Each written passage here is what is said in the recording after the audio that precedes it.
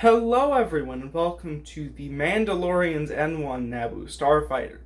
Or Starfighter in this case, they don't really include the Naboo. However, this is a remastered, remodeled Naboo Starfighter from Boba Fett Season 1. I don't know why I was saying Season 2, but you do get the Mandalorian, Grogu, Pelimoto, and also the BD Droid. Finally, we get a BD1 model, except I believe this one's blue. So you are going to have to recolor your BD1s. I don't know what I'm getting with this. Fallen Order was a great game. There are also Jedi Survivors coming out, and very excited for that game. And that is why I'm very excited for the buildable BD1 model, but also these ones are a little bit of a letdown, I think, the miniature models, which is very sad. But anyways, you do get Boba Fett and Fennec Shand in the corner, which is pretty nice. You do get that green border, which looks good. It does look good with the brown terrain. You also get the N-1 Naboo Starfighter flying gorgeously in this area here. Looks really good. And I think many people that end up owning this model will be pretty satisfied with both its size and also the detailing here, which is why we'll get into it in just a second. However, before that, we've got to cover the other side of the box, which of course takes us to the Tatooine hangar, where we can see some work being done on it, and also a little bit of another display, as well as the terrible pin-up push-in little tabs, which nobody really likes, to be honest. They're very sad. It's very sad. But also we can see the little storage compartment that exists, and also how to activate the flick-fire missiles. Not flick-fire missiles, the spring-loaded shooters. Very important correction there. But yeah, this is just a great model, but we first have to cover the minifigures, because I think that's an important part of this review. Now, the one thing about Grogu is that because they're so small, you have to kind of zoom in a bit. And the problem with zooming in is if you zoom in too much, it gets real fuzzy, but I think this is a bit of a mixed medium where you can kind of see everything, but it's not too zoomed in where it's awful quality. Now, Grogu is an interesting character because they do have the baby body with a specially molded head, which works well for this character.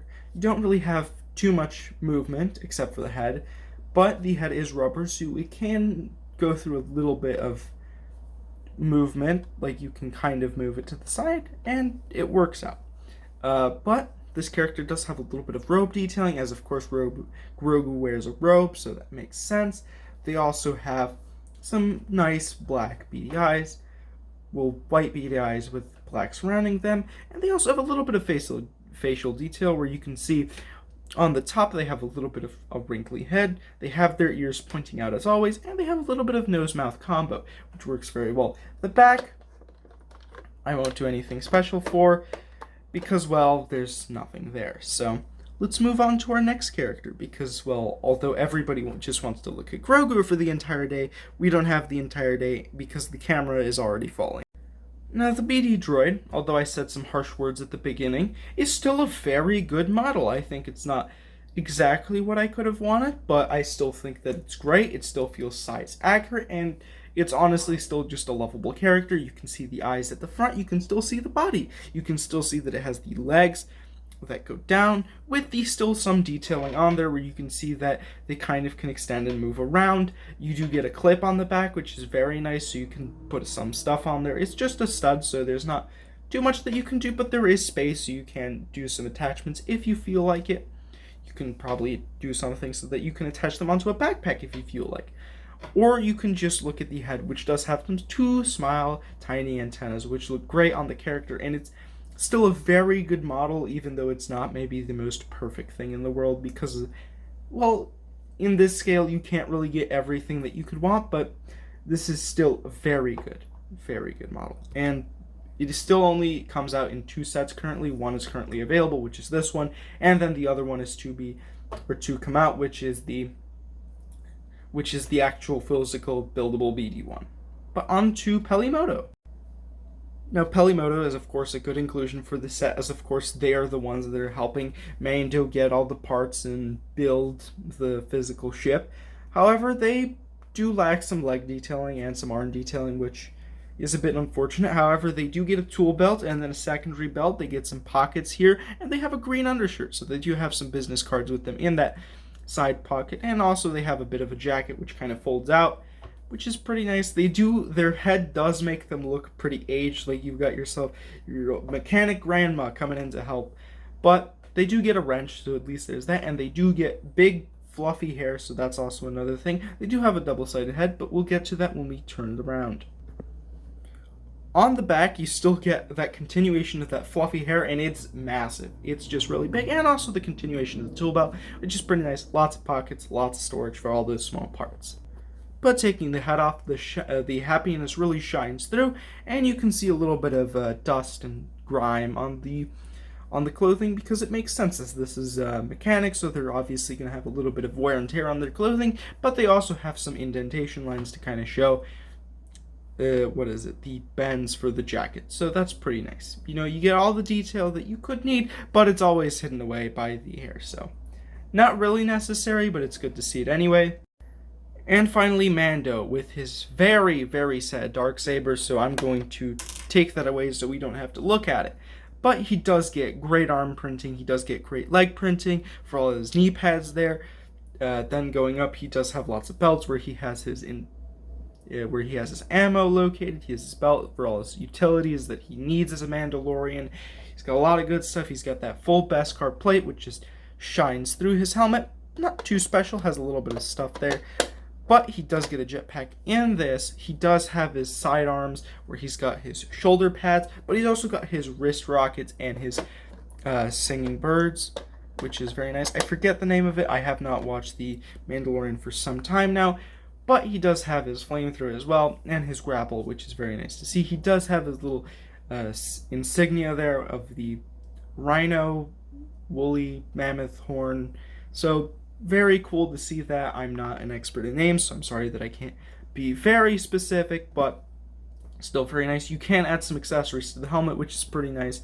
But the jetpack, as always, is the classic Mandalorian, not the First Order, which is nice. This is definitely a jetpack that fits for him, and it's good to see. But there is a surprise waiting inside, as not only do they have some back plating for their armor and a continuation of their belt with some fun stuff, they don't have a black head, which is definitely intriguing, because if we flip this around, you can see that we actually have Din Djarin's head, which is very nice to see. We finally get a head instead of black head, which, nothing wrong with that, but it's always good to see a character's face, rather than just the vast emptiness of void spewing from under the helmet where there's nothing but emptiness.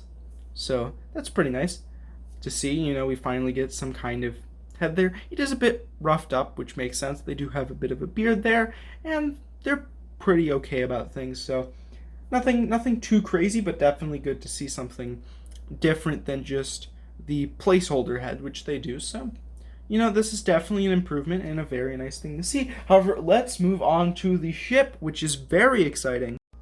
Now, this thing is big, and I mean big. For scale of reference, what do I have here that's probably a good scale of reference? Well, we do, of course, have Mando, which next to is pretty small, and we also have Grogu.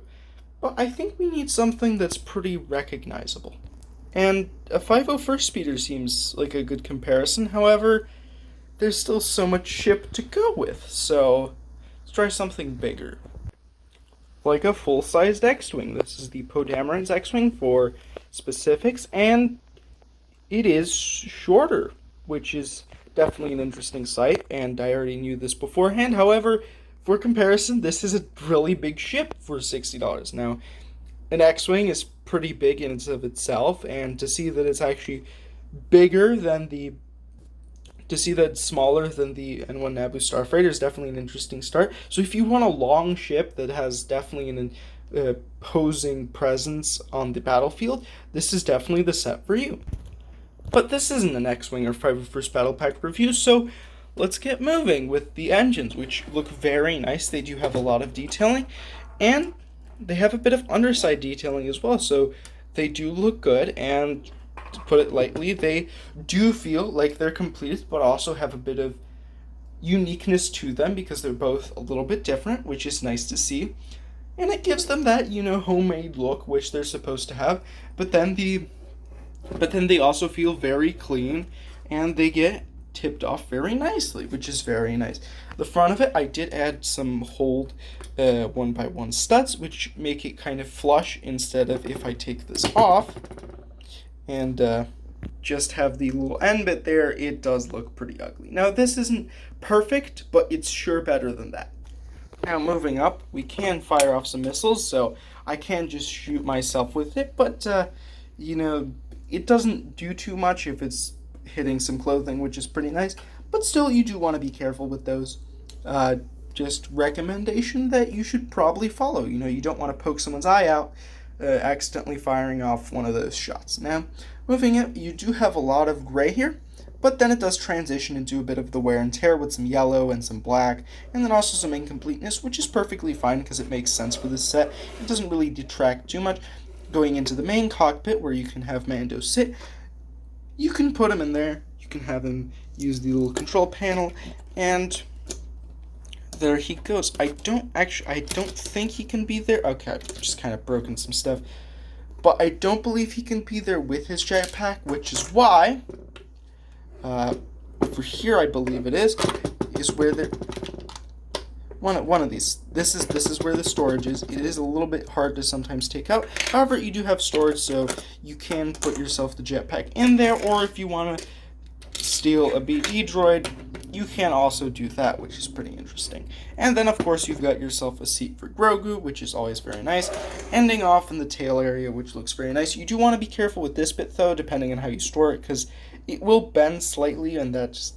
You don't want your Starfighter to droop a little bit, which is why I'm pretty sad about it, that it has kind of drooped because it was hitting a wall, which is unfortunate, but sometimes you gotta be a bit more careful with your sets. Now on the other side, nothing too special, but it does have the third little engine, which you do want to be a little bit mindful of again, but it does look really good. So this set overall is really great. It's honestly a great ship. It looks very sleek, it looks very modern, with a little bit of rustic feeling. So, it's got a good mix of both, and although it is $60, it definitely feels big, it definitely feels massive, it definitely feels like they put a lot of time and effort into this set, and also you get 4 really good minifigures, even if one of them is hiding because of where I put them.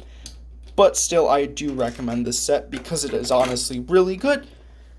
Even if you don't want to get it right now, I highly recommend that you get it at some point, maybe when it's on sale, because that seems like a good and appropriate time for many people to buy stuff when it's like, okay, it's a little bit off, so I might as well get it now. But I hope you enjoyed. See you next time. Bye.